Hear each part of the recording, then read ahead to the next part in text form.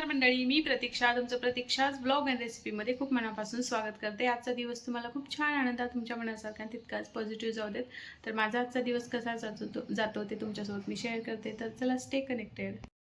तर बाकीची सगळी कामे आवरली होती आणि आई आल्यापासून किंवा इथे मी आल्यापासून देवपूजा तर माझ्याकडे नाहीच, आईच करतायत। आणि चला म्हणलं आता कपडे होते, काल मशीन लावली नव्हती, आज तरी मशीन लावून घ्यावी म्हणून अगोदर कपडे मशीन लावायला घेतली।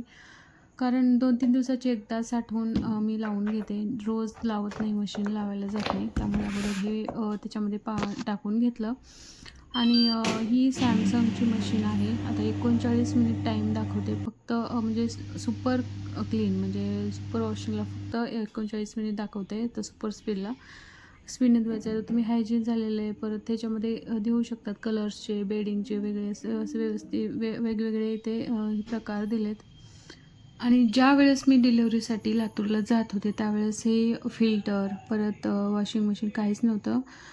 वॉशिंग मशीन तर सोडा, ती धोंड्यातून पप्पानेच दिली, पण फिल्टर आणि इन्व्हर्टर जे आहे ते मिस्टरांनी मी गेल्यानंतर इथं घेतले। म्हणजे मी येण्याच्या अगोदर या सगळ्या सोयी करून ठेवल्या। नंतर भाकरी करायला घेतली होती, पण तिथे दिवशी उठली, मग शेवटी आईलाच भाकऱ्या कराव्या लागल्या, त्यांच्यासाठी फक्त भाकरी करायची होते त्यामुळे। नंतर प्रांशू उठला झोपेतून आणि मग उठल्यावर तो काहीतरी खाईल म्हणून मी त्याला इथे नाचणी सत्व बनवायला घेतले। नाचणी सत्व हे विकत आणलेलं आहे। नंतर इशू पण उठली होती आणि पप्पाच्या ती हिच्यावर कशी बसली बघा, आणि मी तिला इकडे बोलवले तेव्हा ती इकडे वळून पाहते आणि स्माईल देते एक छोटीशी मस्त अशी। आणि आमच्या इथे गप्पा सुरू होत्या, कसं हसते वगैरे। आणि तोपर्यंत इथे नाचणी सत्व शिजत आलेलं होतं। शिजत आलं की मी त्यामध्ये थोडंसं दूध टाकले आणि व्यवस्थित हलवून घेतले।